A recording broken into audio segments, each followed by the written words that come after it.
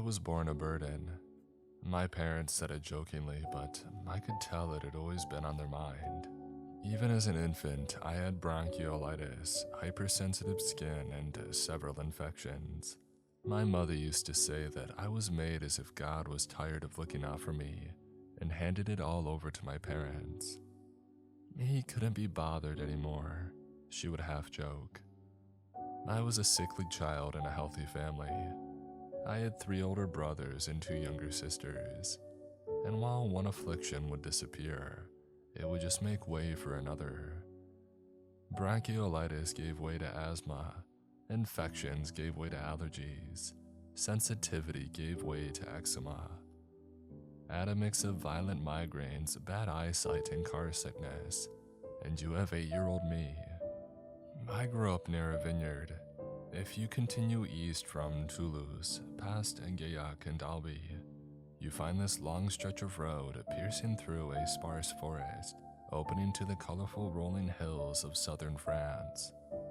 A lot of people just think champagne when they think of French wine, but there is so much more to it. My father used to say that before we had a country, we had wine.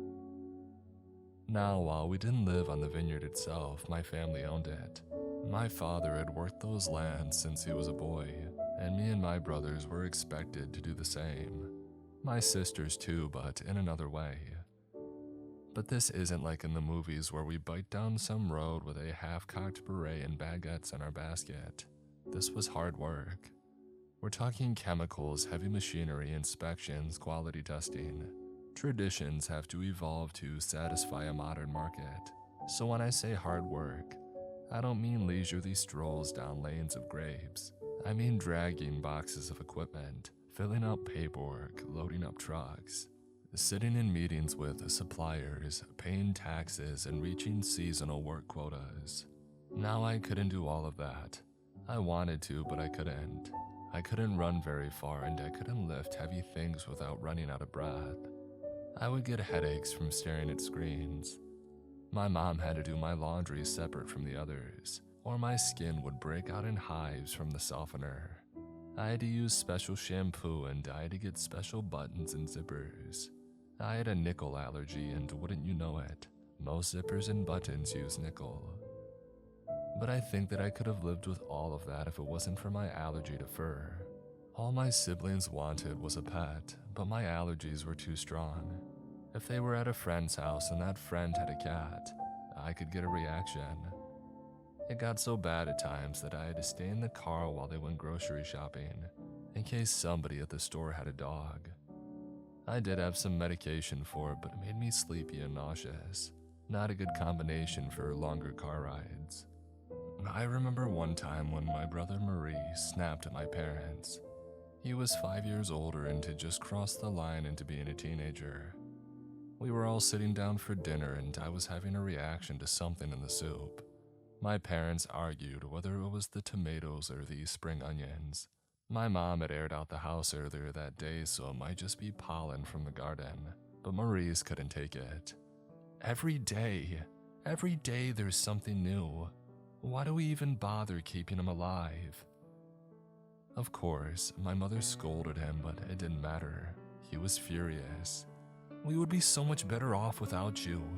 We could have so much, we could go anywhere and do anything, but we're all stuck with you. He stormed out, screaming all the way up the stairs to his room. I would rather have a dog than you as my brother. The thing is, he wasn't wrong. He was just saying the quiet part out loud. I suppose that's the worst of it. That night, I went out into the woods. I had taken one of my allergy pills so that I wouldn't get sick from the trees, but I could feel my legs dragging from the side effects. I had filled my pockets with a small pharmacy, the standard kit for leaving the house. I wanted to find Maurice a dog. It was a stupid idea, but I really wanted him to like me. Of course, there aren't many stray dogs roaming the French countryside, but I didn't think that far. I was upset and I didn't want to be a burden anymore. I wandered through the woods for hours, calling out for something to find me, something that I could show everyone. I just wanted to do good. It got too dark to keep going, and so I decided to head back. I was disheartened. I had made a fool of myself again. And then I heard a splash. There were puddles in the woods from the afternoon rain, and something was splashing around in it. Something small. A frog, perhaps. I got down on my knees, letting the mud soak into my freshly cleaned jeans. Sorry, Mom. I felt around with my hands and touched something poking against the tip of my finger. I recoiled. Sorry, I said. I don't want to hurt you. I felt around a little more carefully. Something about the size of my thumb was moving around in the mud. Not a frog, but something equally slimy. I held my hand flat, inviting it to be picked up. What are you? I asked. You're not a frog. It crawled into my hands and lay there. I held it up to my face, trying to see what it was. It didn't move. Something black with a ridge along the spine. You want to come home with me? Or you can stay if you want. I put my hand back down, but it didn't leave. I couldn't help but smile. I think that was the first time something willingly chose to stay with me. But it was late and my parents were out looking for me. I hurried into one of the storerooms and got a jar. I filled it with some rainwater and dropped my new friend in. I left the jar open if it wanted to leave, apologizing profusely, and promised that I would be back in the morning. I hid it on the far side of the house, near a pile of raked leaves. My parents were furious, of course, but mostly just worried. Maurice got a severe talking to, which didn't make things any better. Not only had I been a burden to him, but now he got in trouble because of it. I was probably in for a beating. I had trouble sleeping that night, trying to imagine what my friend in the jar looked like. Maybe it was a frog after all, like a really cool, black, punk rock kind of frog. The next morning, I hurried outside to check on the little creature. I picked up the jar and noticed how it had curled up in the bottom of it, trying to submerge itself completely in the water. I hadn't filled the jar that well and hadn't considered that it might need more water. Was it some kind of fish? Strange. I remember standing there in my flip-flops and jammy bottoms. Fog was rolling off, giving way to the early morning sun. My hands were chilly as I filled the jar with water from a garden hose and held it up against my face to get a better look. The creature was about as long as a middle finger and blacker than coal. I could clearly see the spine of it where little spikes poked out, but I couldn't make out what kind of creature it was. It had the head of a trout, but the body of a snake. It had gills with long tendrils coming out of the side. As soon as I filled the jar up, it came to life, twirling and rolling around the jar, almost like a dance. And then it looked at me with dark and expressionless eyes. I'll call you Milu, I smiled, and we're going to be best friends. Can you tell that I was a Tintin kind of kid? I decided to keep Milu hidden from my siblings. Maurice was still a bit salty about getting yelled at, so I figured it was best not to show him something that he could use to hurt me. I had never had a pet, and chances were I would never get one, so I decided to keep Milu hidden away. I fed him little bits and pieces, grapes from the vineyard of course, ants, flies, and little bits and bobs that I could squirrel away from my dinner and breakfast. He took his time with it but seemed to like all of it. He also enjoyed having little things to play with, so I would drop in little plastic soldiers and rocks and stuff. I would imagine him as a sea monster towering over the little soldier guys, my own little kraken. After a couple of days, I noticed a weird smell coming from the jar, so I decided to take it inside to clean. I waited until nobody was home, got a fresh jar from the storeroom, and hurried into the kitchen. My heart was pounding as I opened the jar, only to feel this eye-watering burn in my nose. I was having an allergic reaction to something. I filled the fresh jar with water and tipped Milu into it before pouring the old water down the drain. I hurried back outside and almost dropped him. I had to sit down and take my asthma medication, wheezing for air, apologizing between coughs. "I'm sorry," I cried. "I'm sorry, I don't know what." I looked down at Milu. He had pressed his little fish head against the glass, looking at me with eyes wide open. Even without a single muscle to express emotion, I could tell that he was worried. There was something in that discarded water that got my allergies flaring up. That much I figured out. I tried running the tap in the kitchen to get rid of the smell, but I could still feel it. By the time my mother got back, I was scared that she might notice it, but instead, she walked in with a smile. "Did somebody pick flowers? It smells wonderful." As my secret routine turned from days into weeks, I picked up on a few things. Milu would do something to his water, something that I was very allergic to but that others seemed to enjoy. If I got some of it on my hands, I would get this terrible rash, but the smell was to others wonderful. There was one time when I was cleaning out the jar when my dad burst through the front door. He was probably just home to get his lunch. I hurried out the back door, leaving the dirty thing on the kitchen counter. It was free from rocks and twigs this time, but the smell was as powerful as ever. It made my insides itch. But Dad wasn't reacting like that at all. I saw him from the kitchen window lifting the jar, turning it over and looking it up and down, sniffing it and tasting it with the tip of his tongue, and then downing it in 6 big gulps. Of course, Milu grew. The tendrils extending from his gills got longer, and his jaw grew into a sort of underbite. His scales looked stronger and had a bit of a shimmer to them. I had to upgrade him from a jar to a pot. We had a couple in storage, but I realized that he didn't enjoy it. He wanted something transparent. He liked to look. He would float around, wiggling his tail and keeping his head upright, and he would just sit there for hours, observing. We had an old fermentation jar in the garage. My grandfather once used it to make preserves, but it hadn't been used for a while.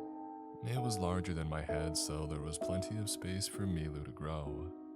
It also helped that it was entirely made of glass. It also had a tap so that I could get some of the wastewater out without having to rinse through the entire thing. It was good enough. There was a corner in one of our old sheds where I knew that no one ever looked, and I tried placing Milu there, but he objected. He would tap his head against the glass, pointing me back outside. "I don't know where to put you," I said. "I have to keep you safe." He tapped his head against the glass again. He was right. I couldn't keep him locked up in the dark. There's a hill overlooking the property right by the edge of the forest. The ground there was softer and covered in moss. I found a spot near one of the trees and dug a hole. I put Milu's jar in it, but not all the way up. I left part of it above ground like a window, and I covered the rest in leaves and moss. I sat down next to him, no more tapping against the glass. He was happy. "I'll try to get you a cricket tomorrow," I said, "and maybe some other stuff." Milu did a little spin. Dark eyes looked up at me from the back of the jar. "Do you need anything?" I asked. I wasn't expecting a response, but he tapped against the glass. He had done so many times, but now it seemed more deliberate. I thought about it for a moment. "Do you really understand me?" A tap again. I leaned my head down close, coming up eye to eye with the creature. He never blinked and only moved enough to not sink to the bottom. "Do you know that you're Milu?" Tap. He knew. "Do you like me?" I asked. He stopped for a moment to look at me, turning its head side to side as if to get a better view of me. My heart sunk a little. And then out of the blue he tapped again. It was clear as day. We were friends. A couple of days later, I went back up there to change the water in his jar. It started out well enough, but I ended up spilling a whole jar of wastewater on me. I had to put him back and hurry back to the house to change my clothes before my throat swelled up. I ran through the kitchen. My dad was sitting down with my sisters talking to them about homework. As I passed by, he called out to me, and then followed me into the washroom. I changed my pants and tried to hide the stains, but he was right behind me. "What's that smell? Where have you been?" "Out," I said, "in the forest. I didn't go far, I wasn't by the lake or anything." He took the stained pants from the laundry basket. To me, it smelled like an asthma attack waiting to happen, but to him it was something different. "Is that wildflowers? Some kind of melon?" I didn't answer. I washed my hands and I could feel a rash coming on. Dad leaned down and looked me in the eye. "Did you make that lemonade before? The one in the jar on the counter?" "It's just water. It's not lemonade," I said. "Everything is water, even wine, but did you make it?" "Sort of." He smiled at me and gave me a pat on the shoulder. I think it was the first time that I saw him really approve of me. "You should make more," he said. "It was fantastic." I went back to Milu every day, having little chats about everything and nothing.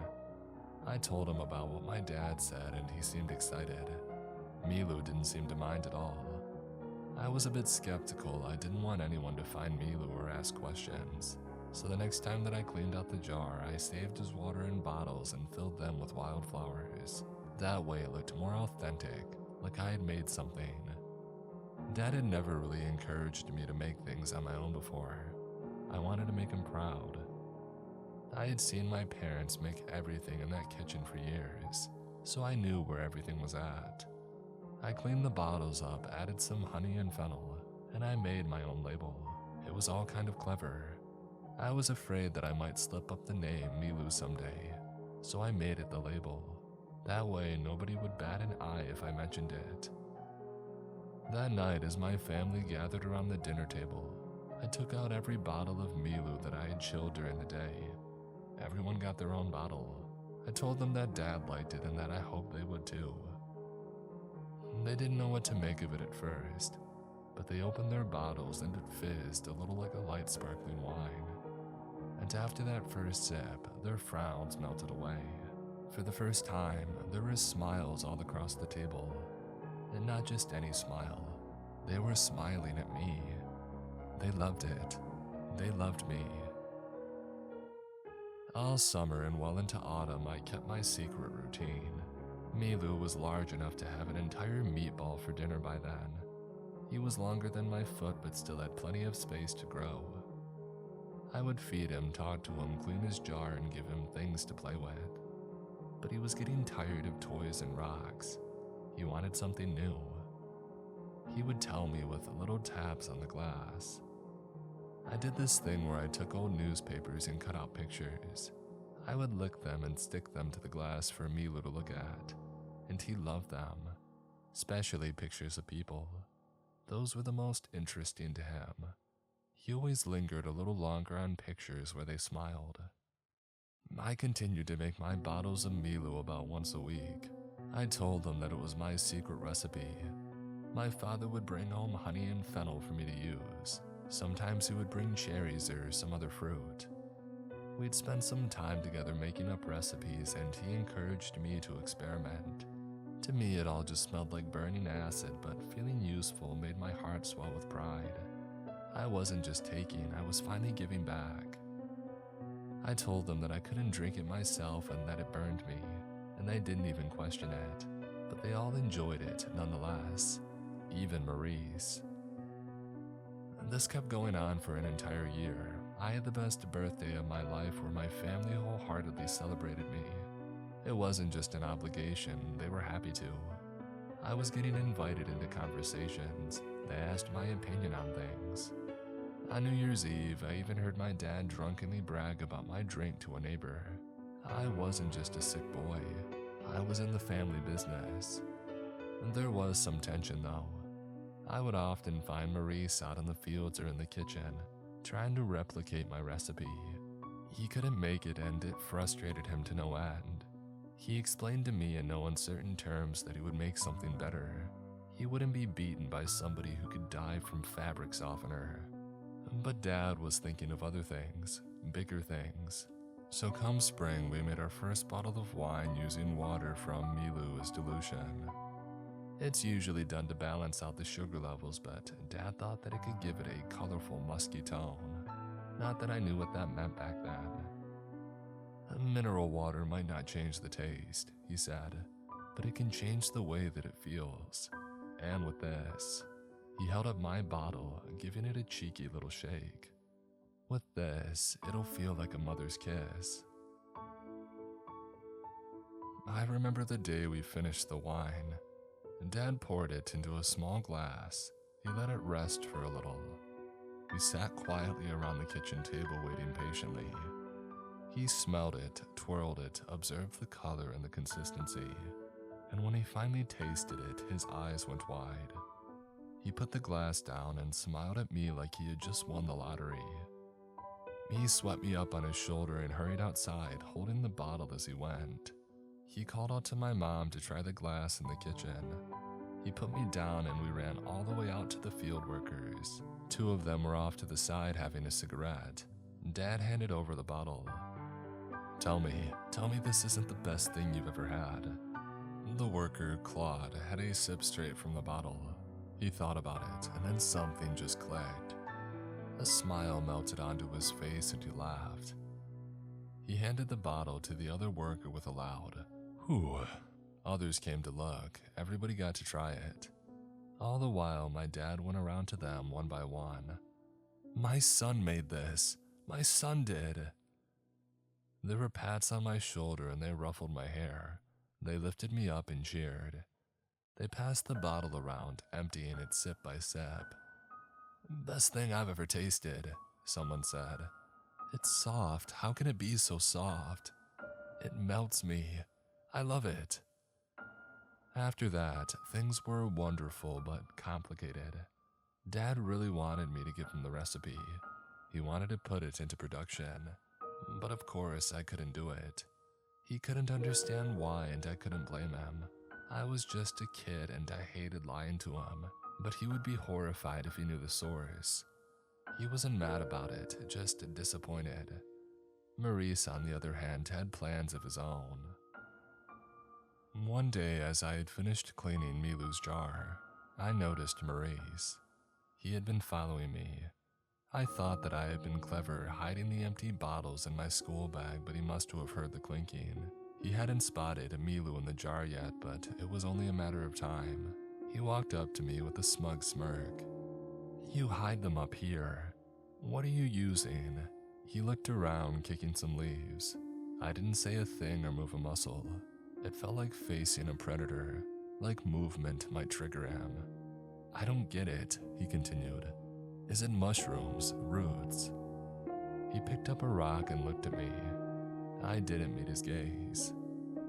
That was apparently the wrong thing for me to do because he threw the rock at me. I ducked and he missed, and it hit the side of Milu's jar. It didn't break, it didn't even get a scratch, but it made a noise. Maurice pushed me aside. "No," I yelled out. "Please, don't." But that just spurred him on even more. He pushed the moss and the dirt aside, finding the top of the jar. He grinned as he twisted the lid. The moment that it popped open, I had pulled out a bottle from my pack and held it up like a club. "Stop it," I said, "or else." He stopped, he dropped the lid, and he turned to me. Older, stronger, and healthier. He was better in every way. And yet, I had threatened him. He wasn't having it. He wrestled me to the ground and beat me. I had never been in a fight with him before, not like that. It was just malice through and through. He was enjoying himself, showing how powerless I was. As I lay with my face in the mud, I looked over at Milu's jar. I saw something peek over the edge. Dark, expressionless eyes. The long face of a trout opening its mouth in a silent scream. And then he began to shiver. Maurice rolled off me. He was having a seizure. It was as if he was mirroring Milu's shaking. His eyes rolled back in his skull and his fingers were making these weird twitching movements. He was frothing at the mouth and the bubbles smelled like Milu's water. I went from relieved to terrified. I rolled Maurice over, slapping him on his back. He kept coughing up this white foam and gasping for air. His eyes had turned an unnatural black, mirroring the color in Milu. "It's okay," I waved at Milu, trying to not think of my broken lip. It's okay, Milu." He stopped shivering. He just rested his head at the edge of the jar. And then Maurice spoke. "Are you alright, friend?" It was his mouth, but not his voice. A deep and croaking rumble. I could see a tremble in his throat like something was about to emerge, something pushing against the skin. My eyes went from Maurice to Milu and back again. "Are you doing that?" I whispered. "He will not hurt you. I will make sure." Maurice wasn't moving. I couldn't even tell if he was alive. Was he breathing or shaking? "How do you do that?" I asked. "I go swim," he answered. "I can swim very far." I didn't have to say thank you. Milu just plopped back into his jar.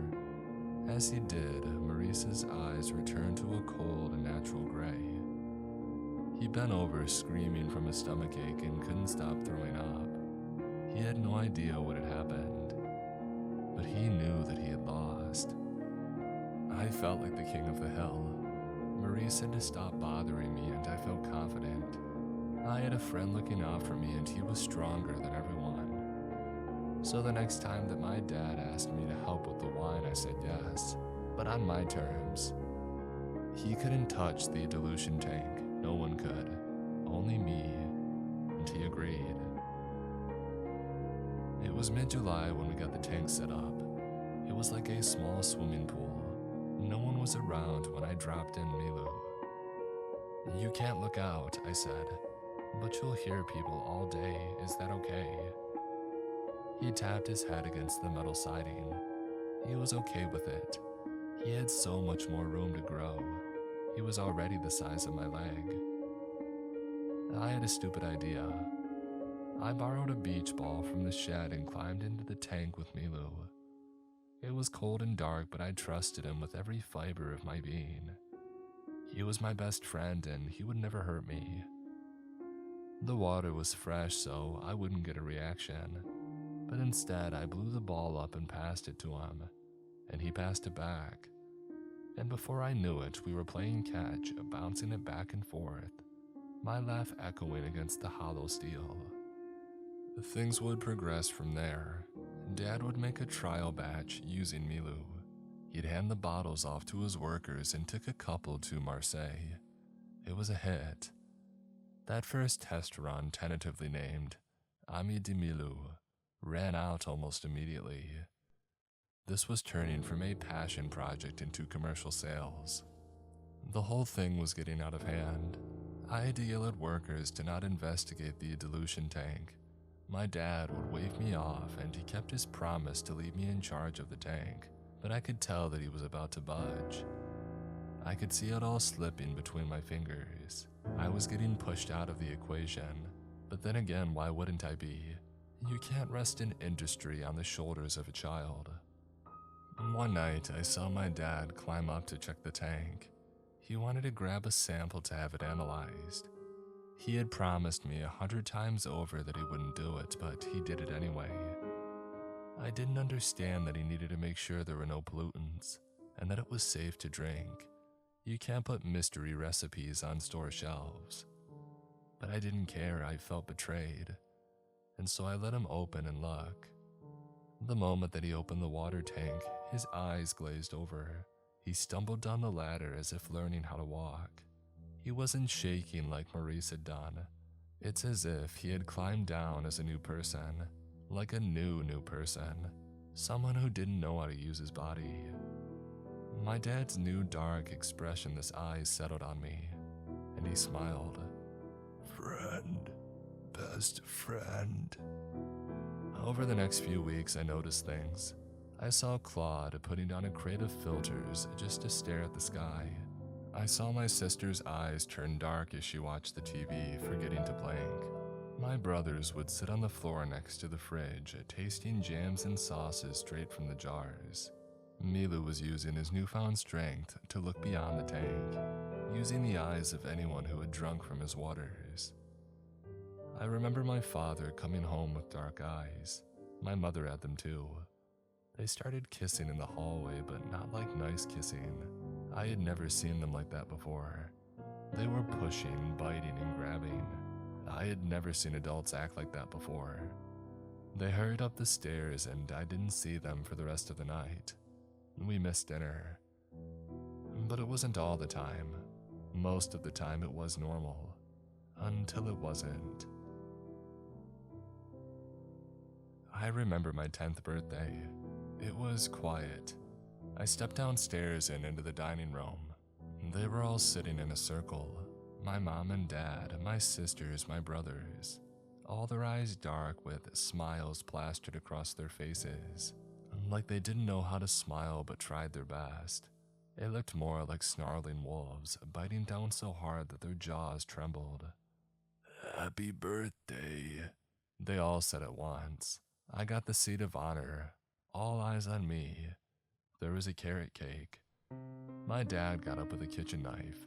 He pushed my sister out of the way so hard that she fell off her chair, still smiling. He leaned over the table, smashing his hand down on a plate like his joints were too stiff. It's a miracle the plate didn't crack. He leaned in with the knife, putting his entire weight on it, and cutting off the tip of his index finger. He didn't seem to notice. He didn't even cut up a slice. He just cut into the cake because that's what he had seen in the pictures. They don't move in newspaper clippings. With both his hands, he grabbed the cake and pushed the whole thing across the table, dragging the tablecloth along. Every glass was spilled. Every plate rolled onto the floor. Spoons clattered as my siblings toppled over like fallen chess pieces, smiling all the way down. "Happy birthday, friend," my dad gargled. "Best friend." "Thank you, Milu," I stuttered. "Thank you." "I love you." "I love you too, Milu." Dad sat down on the floor looking up at me like a curious dog. The one remaining spoon on the table was mine. They all stared in awe, waiting for me to approve. I took a bite of the carrot cake and their teeth began to chatter. They were so pleased. So pleased. I didn't know what to do. Milu kept reaching further and further away. I would see people around town walking around with dark eyes. Bus drivers, fruit vendors. I'd see them smelling flowers, running their hands across blue sunflower petals at the shop. Sometimes there would be groups of them. They wouldn't even bother speaking like people. They would gargle amongst themselves, exploring new and visceral sensations. I would see them at the library, 10 people reading 10 different books at once. I would see it at school with our music teacher clumsily slamming their hands on the finely tuned piano. And I had read about it in articles, where dark-eyed fishermen would disappear on long hauls, only to come back with mysterious barrels.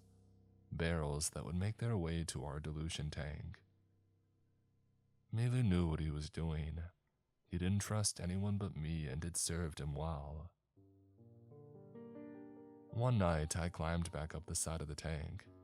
I opened it, holding my breath as to not choke on the fumes. Milu had grown. By then, he was at least 12 feet long.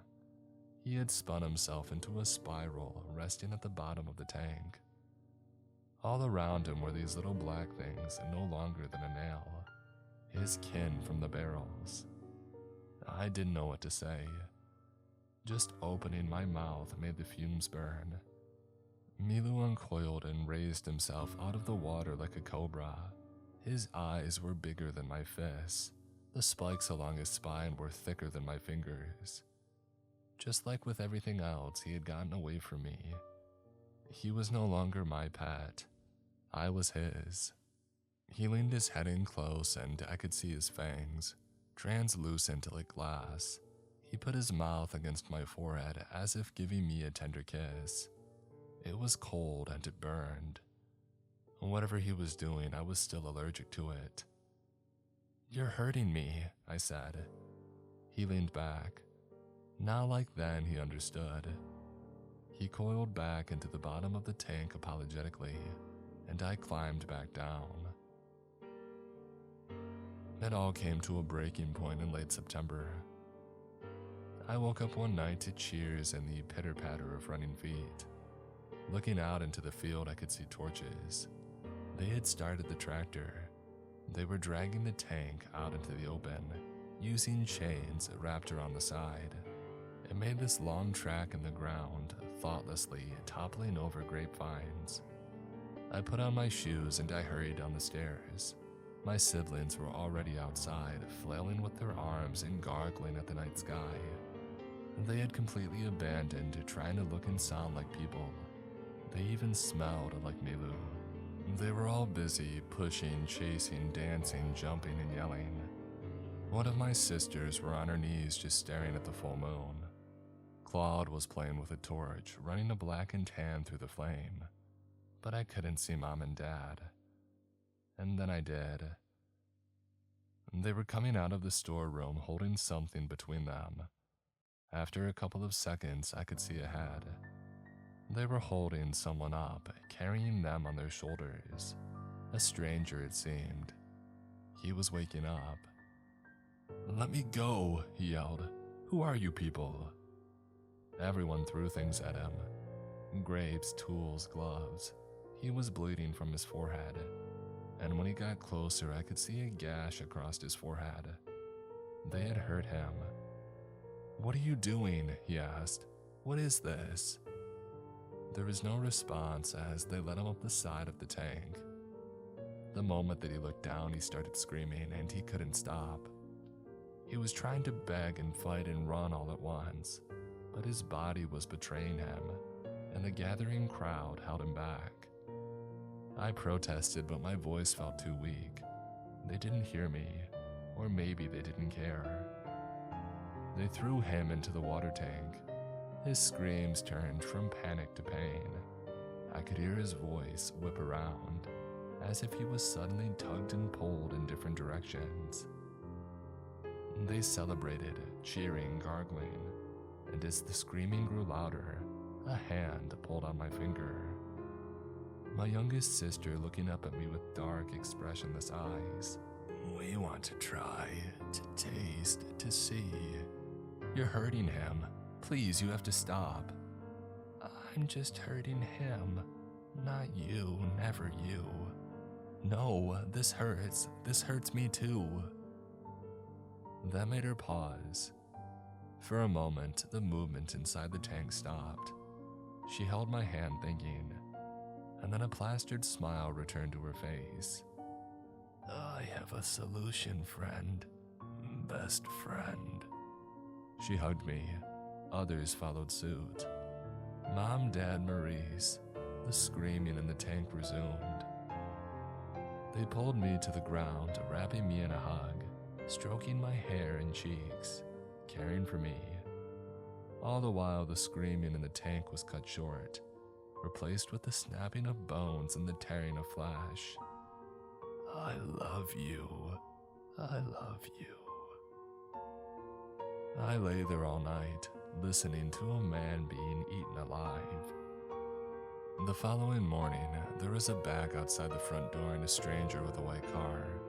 He had covered his eyes with sunglasses. My dad took me by the hand and led me away from the others. "If it hurts, you can't look.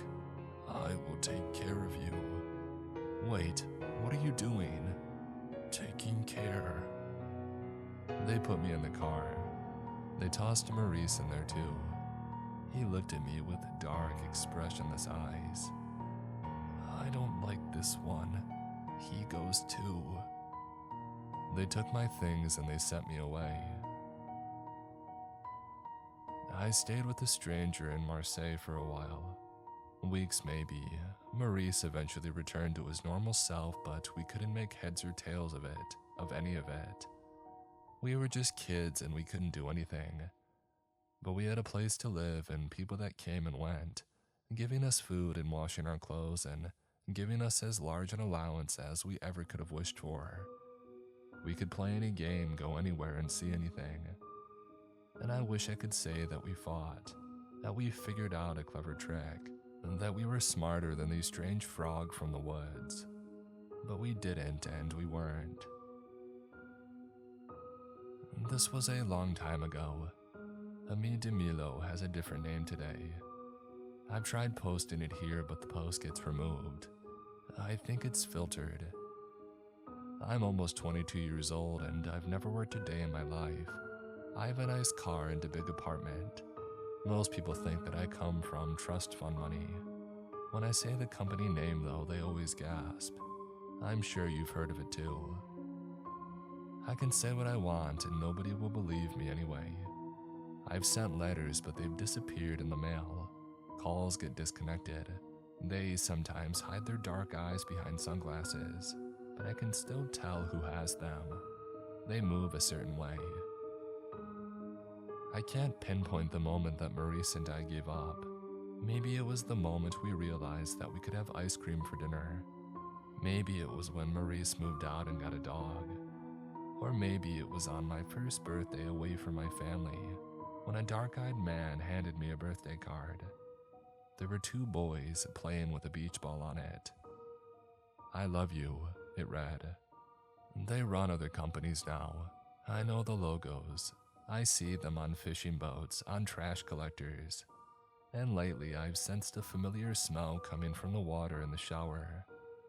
Perhaps there's the familiar logo at the water treatment plant as well. I've gone back a couple of times, but there's not much that I can do. There are so many to stop me from trying anything. I never get closer than that hill overlooking what used to be a vineyard. Now there are walls and barbed wire, mostly around the new artificial lake that they've dug. But I suppose in a way I'm lucky. Wherever I go, someone cares, someone watches and listens. And if I ever feel lonely, I just walk into a crowd. I love you, Milu. That's all I have to say, and someone somewhere will whisper it back.